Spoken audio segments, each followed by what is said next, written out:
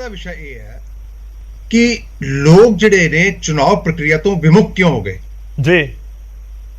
ਅੱਜ ਦੀ ਹਾਲਤ ਇਹ ਦੇਖਣ ਚ ਜਿਹੜੀ ਮਿਲੀ ਹੈ, ਇੱਥੋਂ ਇਦਾਂ ਲੱਗਦਾ ਕਿ ਜਿਵੇਂ ਵੋਟਰ ਨਾ ਮਾਯੂਸ ਹੋ ਗਿਆ ਹੁੰਦਾ ਕਿ ਯਾਰ ਇਹ ਸਾਰੇ ਪਤਾ ਨਹੀਂ ਕੀ ਕਰਨ ਆਏ ਨੇ, ਸਾਰੇ ਝੂਠ ਦਾ ਬੁਲੰਦਾ ਲੈ ਕੇ ਆਉਂਦੇ ਨੇ, ਵਾਅਦੇ ਕਰਦੇ ਨੇ, ਸਾਨੂੰ ਬੇਵਕੂਫ ਬਣਾਉਂਦੇ ਨੇ। ਅਸੀਂ ਹੁਣ ਹੋਰ ਬੇਵਕੂਫ ਨਹੀਂ ਬਣਨਾ, ਅਸੀਂ ਹੋਰ ਮੂਰਖ ਨਹੀਂ ਬਣਨਾ, ਹੋਰ ਲਾਰਿਆਂ ਚ ਨਹੀਂ ਆਣਾ। ਔਰ ਮੈਂ ਹੈਰਾਨ ਆ ਖੜਿਆਲ ਸਾਹਿਬ ਅੱਜ ਜਿਹੜੀ ਗੱਲ ਕਰ ਰਹੇ ਨੇ, ਬੜੇ ਸਿਆਣੇ ਨੇ ਔਰ ਅੱਛੀ ਡਿਬੇਟ ਕਰਦੇ ਨੇ। ਅੱਜ ਪਤਾ ਨਹੀਂ ਕੀ ਹੋਇਆ ਇਹਨਾਂ ਨੂੰ ਕਿ ਆਪਣੇ ਗੁਣਗਾਨ ਚ ਲੱਗ ਗਏ। ਐਨੀਹਾਉ ਦੈਟ ਇਜ਼ ਹਿਸ ਮੈਟਰ। ਲੇਕਿਨ ਮੈਂ ਇੱਕ ਚੀਜ਼ ਕਹਾਂਗਾ ਗੌਰਵ ਜੀ, ਇਹ ਸਾਰੀਆਂ ਪੋਲੀਟੀਕਲ ਪਾਰਟੀਆਂ, ਮੈਂ ਕਿਸੇ ਪੋਲੀਟੀਕਲ ਪਾਰਟੀ ਦੇ ਅਕਸ਼ੇਪ ਬਾਅਦ ਦੀ ਗੱਲ ਹੈ, ਸਾਰੀਆਂ ਪੋਲੀਟੀਕਲ ਪਾਰਟੀਆਂ ਨੂੰ ਸੋਚਣਾ ਪਏਗਾ ਕਿ ਅਸੀਂ ਵੋਟਰ ਨੂੰ ਕਦ ਤੱਕ ਮੂਰਖ ਬਣਾਵਾਂਗੇ, ਕਦ ਤੱਕ ਉਹਨੂੰ ਬੇਵਕੂਫ ਬਣਾਉਣ ਦੀ ਕੋਸ਼ਿਸ਼ ਕਰਾਂਗੇ। ਅੱਜ ਜੋ ਲੋ ਪਰਸੈਂਟੇਜ ਹੈ, ਅੱਜ ਲੋਕਾਂ ਨੇ ਇਹ ਫਤਵਾ ਦਿੱਤਾ ਕਿ ਤੁਸੀਂ ਸਾਨੂੰ ਮੂਰਖ ਨਾ ਸਮਝੋ, ਬਹੁਤ ਹੋ ਗਿਆ ਤੁਹਾਡਾ।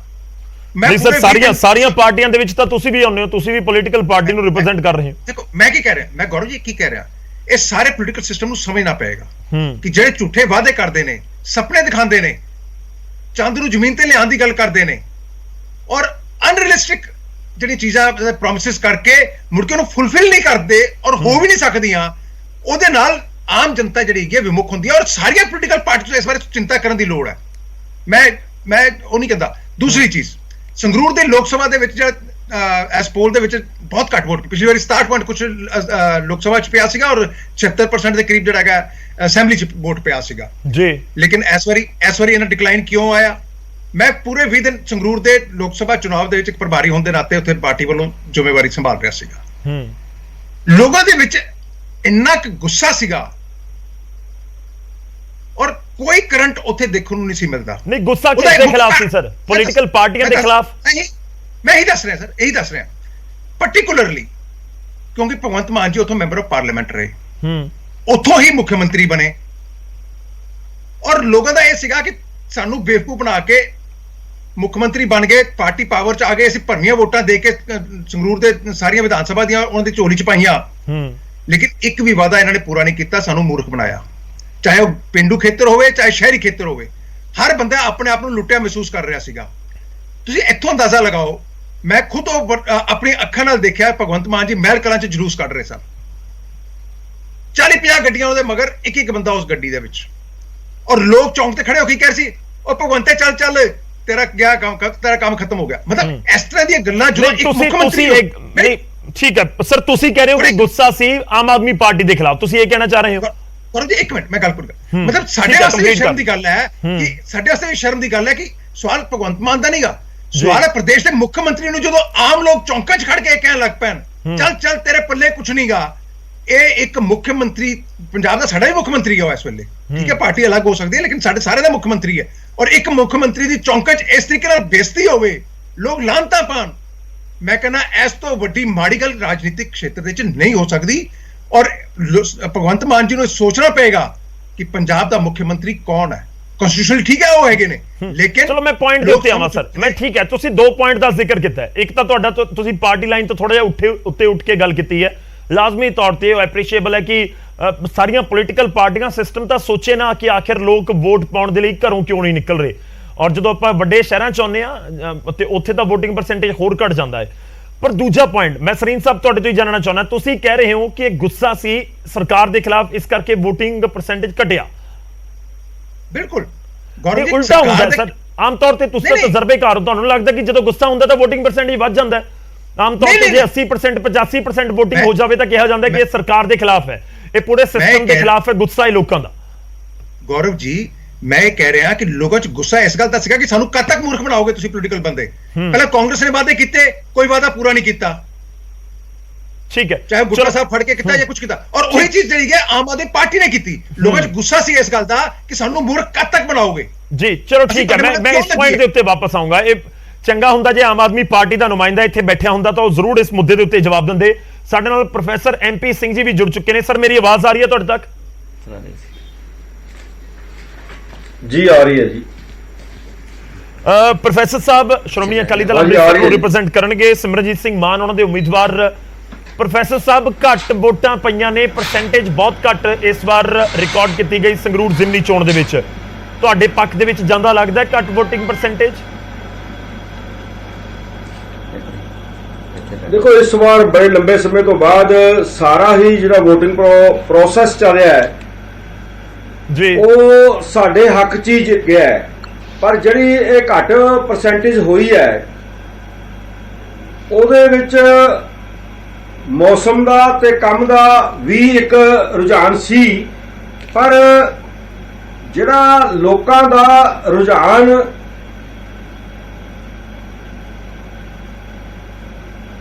ਚੱਲ ਰਿਹਾ ਸੀ ਕਿ ਜਿਹੜੀਆਂ ਸਰਕਾਰਾਂ ਨੇ ਉਹ ਲੋਕਾਂ ਦੇ ਵਾਅਦੇ ਵੱਲ ਬਿਲਕੁਲ ਧਿਆਨ ਨਹੀਂ ਦੇ ਰਹੀਆਂ,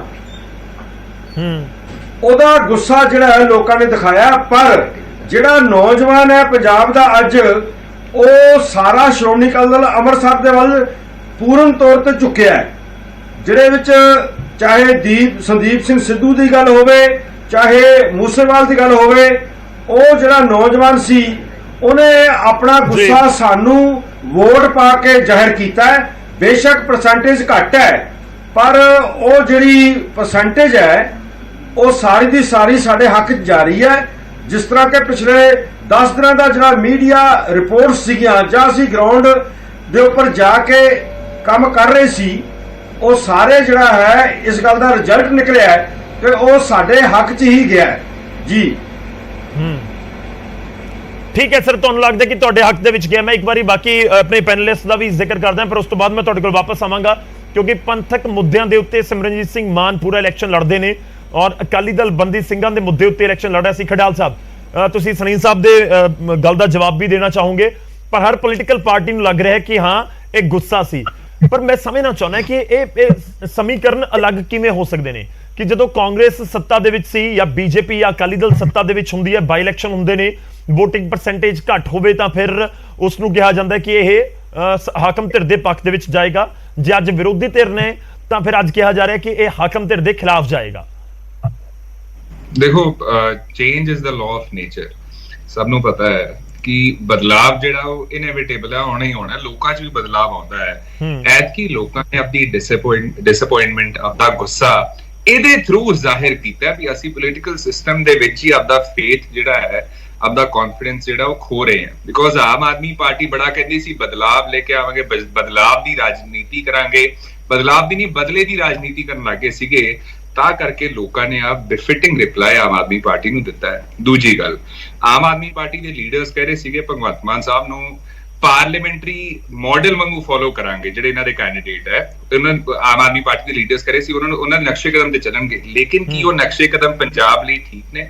ਭਗਵੰਤ ਮਾਨ ਸਾਹਿਬ ਉੱਥੇ ਸਸਪੈਂਡ ਹੋਏ ਸੀ ਪਾਰਲੀਮੈਂਟ ਦੇ ਵਿੱਚ, ਸਭ ਨੂੰ ਪਤਾ ਹੈ, ਕਿਉਂਕਿ ਵਾਇਲੇਟ ਕੀਤਾ ਰੂਲ ਤੇ ਪ੍ਰੋਸੀਜਰ ਨੂੰ ਪਾਰਲੀਮੈਂਟ ਦੇ। ਦੂਜਾ, ਜਿਹੜੇ ਭਗਵੰਤ ਮਾਨ ਸਾਹਿਬ ਨੇ, ਮੋਦੀ ਸਾਹਿਬ ਹੁਣ ਜਿਵੇਂ ਲੋਕ ਇਹਨਾਂ ਦੇ ਕਹਿੰਦੇ ਲੀਡਰਸ, ਭਗਵੰਤ ਮਾਨ ਸਾਹਿਬ ਸੀਐਮ ਇੱਜ਼ਤ ਕਰੋ, ਗੱਲ ਦੇ ਵਿੱਚ ਵਜ਼ਨ ਹੈ, ਉਵੇਂ ਮੋਦੀ ਸਾਹਿਬ ਦੀ ਗੱਲ ਦੇ ਵਿੱਚ ਵਜ਼ਨ ਸੀਗਾ। ਜਦੋਂ ਭਗਵੰਤ ਮਾਨ ਸਾਹਿਬ ਤੇ ਹੀ ਵਾਸ ਟੇਕਿੰਗ ਅ ਡਿਗ, ਮਜ਼ਾਕ ਬਣਾ ਰਹੇ ਸੀ ਭਗਵੰਤ ਮਾਨ ਸਾਹਿਬ ਦਾ ਕਿਸੇ ਗੱਲ ਤੇ, ਮੈਂ ਡਿਟੇਲਸ ਦੇ ਵਿੱਚ ਨਹੀਂ ਜਾਊਂਗਾ, ਲੋਕ ਦੇਖ ਸਕਦੇ ਆ।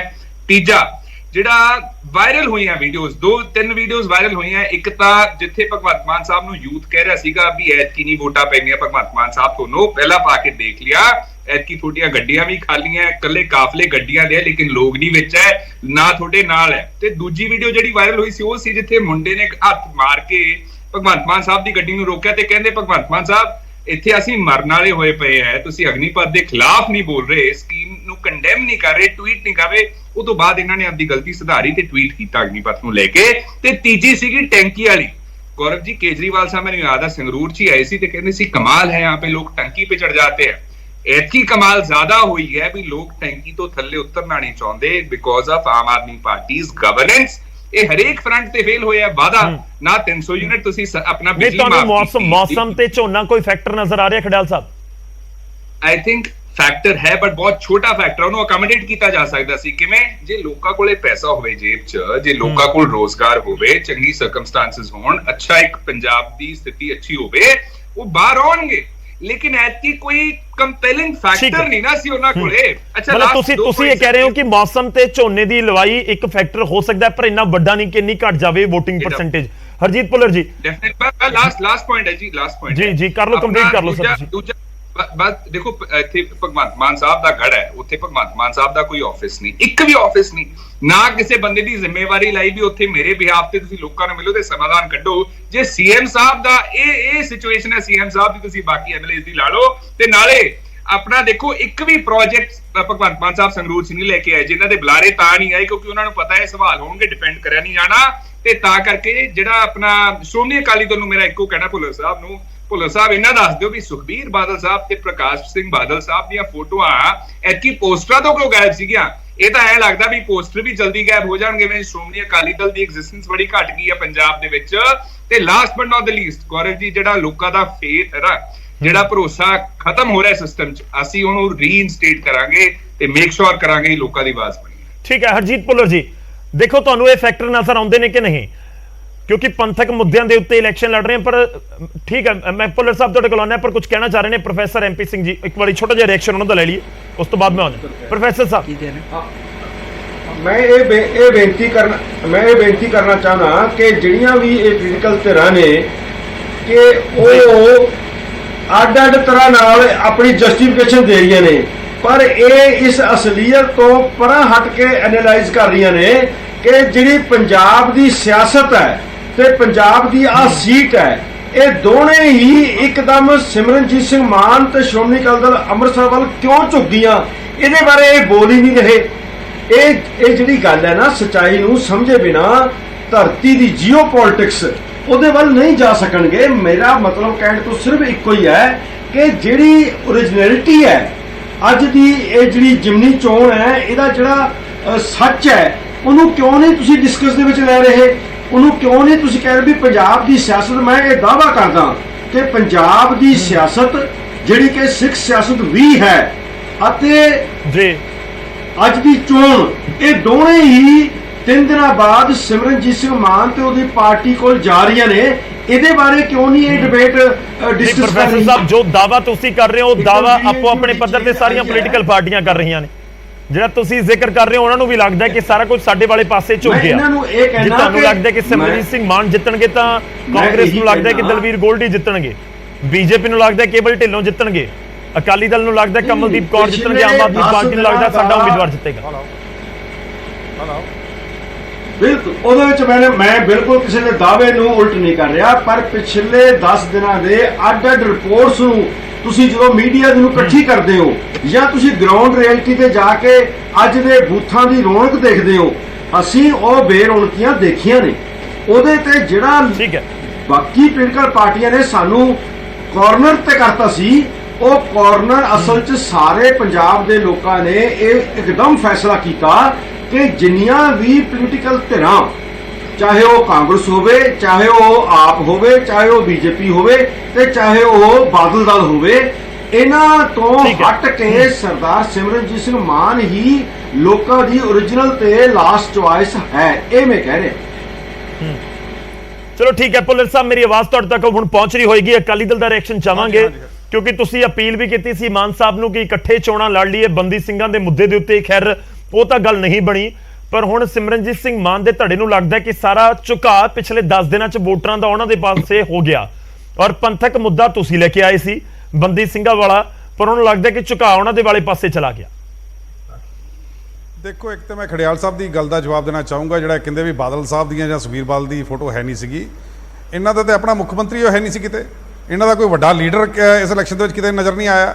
ਔਰ ਜਿਸ ਤਰੀਕੇ ਨਾਲ ਕਾਂਗਰਸ ਦਾ ਸਫਾਇਆ ਨਜ਼ਰ ਆ ਰਿਹਾ ਸੰਗਰੂਰ ਦੇ ਵਿੱਚ, ਕਿਉਂਕਿ ਇਹਨਾਂ ਦੀ ਲੀਡਰਸ਼ਿਪ ਹੈ ਨਹੀਂ ਉੱਥੇ, ਔਰ ਜਿਸ ਤਰੀਕੇ ਨਾਲ ਇਹਨਾਂ ਦੇ ਜਿਹੜੇ ਲੀਡਰ ਸੀਗੇ ਉਹਨਾਂ ਨੇ ਬੀਜੇਪੀ ਜੁਆਇਨ ਕਰ ਲਈ ਹੈ, ਮੈਨੂੰ ਲੱਗਦਾ ਬਹੁਤ ਜਲਦੀ ਖੜਿਆਲ ਸਾਹਿਬ ਵੀ ਜਿਹੜੇ ਹੈਗੇ ਨੇ ਸ਼ਾਇਦ ਬੀਜੇਪੀ 'ਚ ਨਜ਼ਰ ਆਉਣ, ਕਿਉਂਕਿ ਖਾਤਮਾ ਕਾਂਗਰਸ ਦਾ ਬਹੁਤ ਛੇਤੀ ਹੋ ਰਿਹਾ ਔਰ ਕਾਂਗਰਸ ਜਿਹੜੀ ਹੈਗੀ ਹੈ ਭਗਵੇਂ ਰੰਗ ਦੇ ਵਿੱਚ ਜਿਹੜੀ ਹੈ ਰੰਗ ਦੀ ਨਜ਼ਰ ਆ ਰਹੀ ਹੈ ਮੈਨੂੰ। ਤੇ ਦੂਸਰਾ, ਜਿੱਦਾਂ ਤੁਸੀਂ ਸਿਮਰਨਜੀਤ ਸਿੰਘ ਮਾਨ ਹੋਣਾ ਵਾਲੀ ਗੱਲ ਕੀਤੀ ਹੈ, ਸਿਮਰਨਜੀਤ ਸਿੰਘ ਮਾਨ ਨੂੰ 2 ਵਾਰੀ ਲੋਕਾਂ ਨੇ ਫਤਵਾ ਦਿੱਤਾ ਹੈ, ਲੇਕਿਨ ਉਸ ਫਤਵੇ ਦੇ ਨਾਲ ਕੋਈ ਫਾਇਦਾ ਨਹੀਂ ਹੋਇਆ ਲੋਕਾਂ ਦਾ। ਮਾਨ ਸਾਹਿਬ ਦਾ ਤਾਂ ਫਾਇਦਾ ਹੋਇਆ ਹੋਏਗਾ, ਚਾਹੇ ਉਹ ਫਾਈਨੈਂਸ਼ਲੀ ਹੋਇਆ ਹੋਵੇ, ਚਾਹੇ ਕਿਸੇ ਹੋਰ ਤਰੀਕੇ ਨਾਲ ਹੋਇਆ ਹੋਵੇ, ਮਾਨ ਸਾਹਿਬ ਦਾ ਜ਼ਰੂਰ ਫਾਇਦਾ ਹੋਇਆ ਹੋਵੇਗਾ, ਲੇਕਿਨ ਲੋਕਾਂ ਦਾ ਫਾਇਦਾ ਨਹੀਂ ਹੋਇਆ। ਲੋਕਾਂ ਦੀ ਆਵਾਜ਼ ਬਣ ਕੇ ਉਹਨਾਂ ਨੇ ਜਿਹੜਾ ਹੈਗਾ ਪਾਰਲੀਮੈਂਟ 'ਚ ਨਹੀਂ ਪਹੁੰਚਾਈ ਹੈਗੀ। ਇਸ ਕਰਕੇ ਲੋਕ ਇਹਨਾਂ ਦੇ ਜਿਹੜਾ ਸਿਸਟਮ ਹੈ ਉਹਨੂੰ ਸਮਝ ਗਏ ਹੈ। ਮਾਨ ਸਾਹਿਬ ਸਿਰਫ ਆਪਣੇ ਤੱਕ ਹੀ ਸੀਮਿਤ ਨੇ, ਨਾ ਕਿ ਲੋਕਾਂ ਤੱਕ ਸੀਮਿਤ ਨੇ। ਅਗਰ ਉਹ ਬਾਰ-ਬਾਰ ਇਹ ਗੱਲ ਕਹਿੰਦੇ ਜੀ ਬਾਦਲ ਸਾਹਿਬ ਜਿਹੜੇ ਹੈਗੇ ਨੇ ਉਹਨਾਂ ਨੇ ਪਹਿਲਾਂ ਚਲਾਇਆ ਜੀ, ਹੁਣ ਸੁਖਬੀਰ ਬਾਦਲ ਪ੍ਰਧਾਨ ਨੇ, ਤੇ ਮੈਂ ਕਹਿਣਾ ਚਾਹੂੰਗਾ ਵੀ ਸੇਮ ਸਿਮਰਨਜੀਤ ਸਿੰਘ ਮਾਨ ਨੇ, ਉਹ ਇੱਕ ਆਪਣਾ ਨਿੱਜੀ ਤੌਰ ਦੇ ਉੱਤੇ ਅਕਾਲੀ ਦਲ ਚਲਾ ਰਹੇ ਨੇ, ਨਾ ਕਿ ਕੋਈ ਪੰਜਾਬ ਦੀ ਗੱਲ ਕਰਦੇ ਨੇ ਜਾਂ ਪੰਜਾਬੀਅਤ ਦੀ ਗੱਲ ਕਰਦੇ ਆ। ਉਹ ਸਿਰਫ ਔਰ ਸਿਰਫ ਆਪਣੀ ਗੱਲ ਕਰਦੇ ਆ। ਉਹੀ ਗੱਲ ਇਹਨਾਂ ਨੇ ਇੱਥੇ ਰਿਪੀਟ ਕੀਤੀ।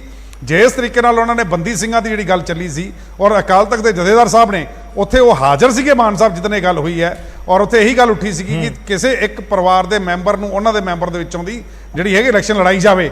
ਇਹ ਭਗੌੜੇ ਨੇ ਉਸ ਗੱਲ ਦੇ, ਔਰ ਭਗੌੜਿਆਂ ਨੂੰ ਕੋਈ ਵੋਟ ਨਹੀਂ ਪਾਉਂਦਾ। ਮੈਂ ਇਹਨਾਂ ਨੂੰ ਦੱਸ ਦੇਣਾ ਚਾਹੁੰਦਾ ਜਿਹੜੇ ਇੱਥੇ ਥਾਪੀਆਂ ਮਾਰਦੇ ਫਿਰਦੇ ਆ, ਔਰ ਮਾਨ ਸਾਹਿਬ ਠੀਕ ਹੈ, ਚਲੋ ਮੈਂ ਜਵਾਬ ਲੈ ਲਵਾਂ, ਜਵਾਬ ਲੈ ਲਵਾਂ। ਲੈਂਗੁਏਜ ਯੂਜ਼ ਕਰਦੇ ਨੇ ਲੋਕ, ਇਹੋ ਜਿਹੇ ਲੋਕਾਂ ਨੂੰ ਵੋਟਾਂ ਨਹੀਂ ਪਾਉਂਦੇ। ਠੀਕ ਹੈ, ਮੈਂ ਜਵਾਬ ਲੈ ਲਵਾਂ। ਸਰੀਨ ਸਾਹਿਬ, ਮੈਂ ਤੁਹਾਡੇ ਕੋਲ ਆਵਾਂਗਾ। ਪ੍ਰੋਫੈਸਰ ਸਾਹਿਬ,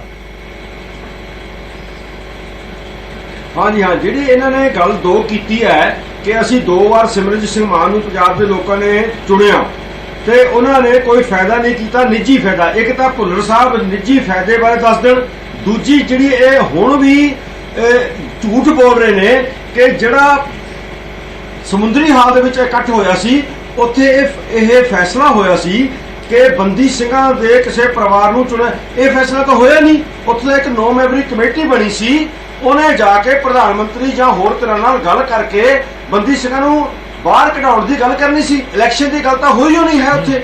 ਇਹ ਕਿਉਂ ਝੂਠ ਬੋਲਦੇ ਨੇ ਬਾਰ-ਬਾਰ? ਦੂਜੀ ਗੱਲ ਹੈ ਵੀ ਇਹ ਜਵਾਬ ਦੇਣ ਕਿ ਫਿਰ ਸਾਰੇ ਕੁਝ ਸਾਡੇ ਵੱਲ ਨੂੰ ਕਿਉਂ ਝੁਕ ਗਿਆ।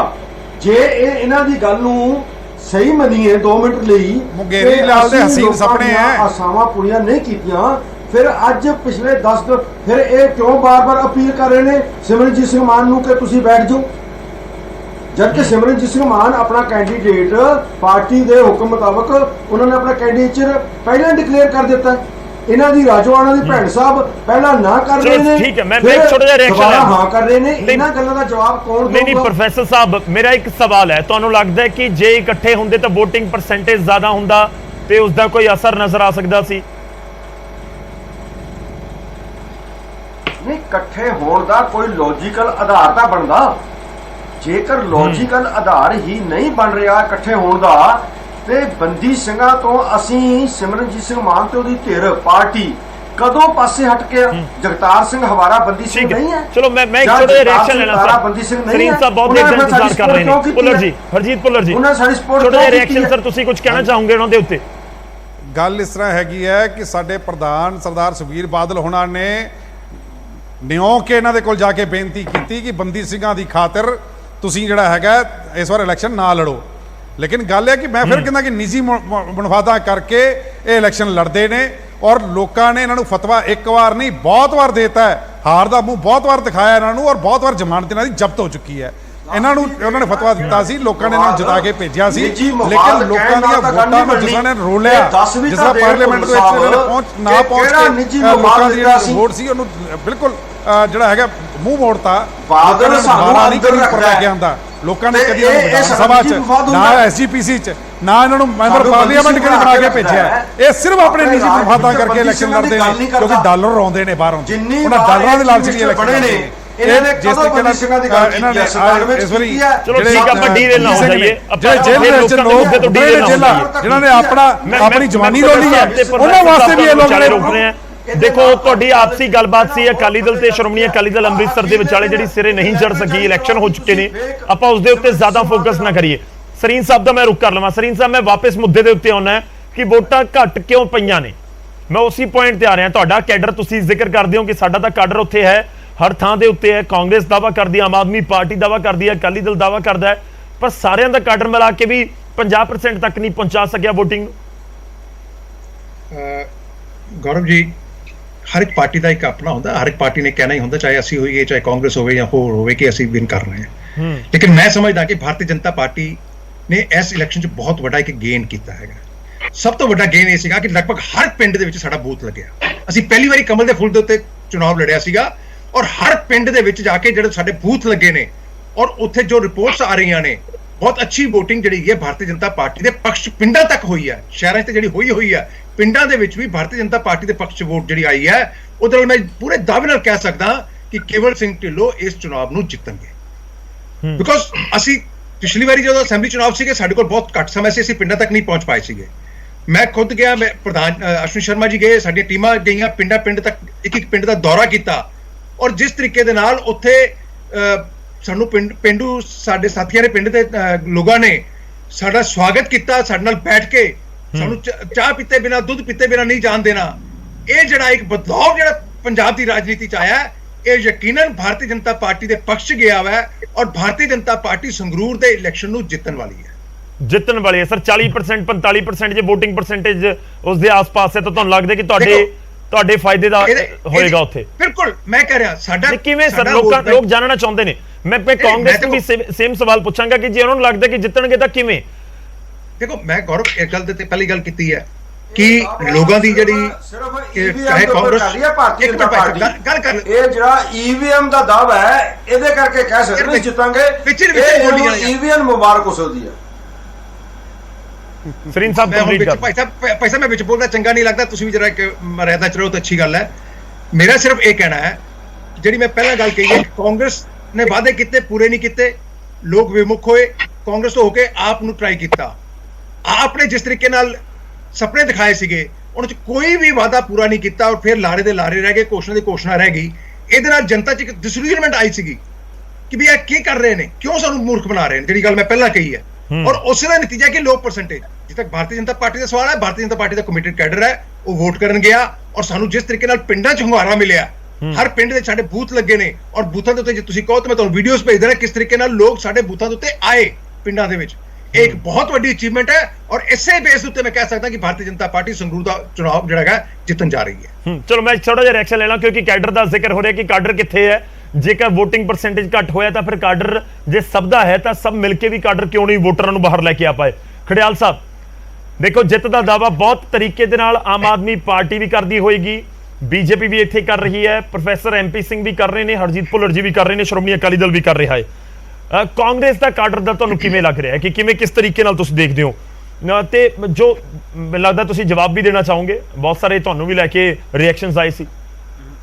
ਜੀ, ਪਹਿਲੀ ਗੱਲ ਤਾਂ ਗੌਰਵ ਜੀ, ਕਾਂਗਰਸ ਪਾਰਟੀ ਦਾ ਕੈਡਰ ਜਿਹੜਾ ਹੈਗਾ ਪੂਰਾ ਫੁੱਲ ਫੋਰਸ ਦੇ ਵਿੱਚ ਸੰਗਰੂਰ ਦੇ ਵਿੱਚ ਆਇਆ, ਕੈਂਪੇਨ ਵੀ ਠੋਕ ਕੇ ਹੋਈ ਹੈ ਤੇ ਵੋਟਾਂ ਵੀ ਠੋਕ ਕੇ ਪਈਆਂ।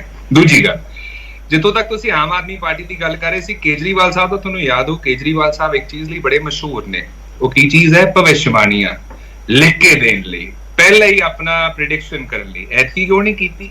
ਕਿਉਂਕਿ ਉਹਨਾਂ ਨੂੰ ਇਸ ਚੀਜ਼ ਦਾ ਅਹਿਸਾਸ ਹੈ, ਰਿਅਲਾਈਜੇਸ਼ਨ ਹੈ ਕਿ ਆਮ ਆਦਮੀ ਪਾਰਟੀ ਤੋਂ ਲੋਕਾਂ ਨੇ ਮੂੰਹ ਫੇਰ ਲਿਆ, ਭਰੋਸਾ ਉੱਠ ਗਿਆ ਤੇ ਦੇ ਹੈਵ ਰਿਅਲਾਈਜ਼ਡ ਕਿ ਅਸੀਂ ਸਿਰਫ ਮਾਰਕੀਟਿੰਗ, ਬ੍ਰਾਂਡਿੰਗ ਤੇ ਐਡਵਰਟਾਈਜ਼ਿੰਗ ਜਾਣਦੇ, ਹੋਰ ਸਾਨੂੰ ਆਉਂਦਾ ਕੁਝ ਨਹੀਂ ਹੈ। ਦੂਜੀ ਗੱਲ ਦੇਖੋ, ਕੇਜਰੀਵਾਲ ਸਾਹਿਬ ਨੇ ਖੁਦ ਜਿਹੜੀ ਮਾੜੀ ਗੱਲ ਹੈ, ਉਹ ਸੁਪਰ CM ਨੇ ਪੰਜਾਬ ਦੇ, ਇਹਦੇ ਵਿੱਚ ਕੋਈ ਦੋਰਾ ਨਹੀਂ ਹੈ।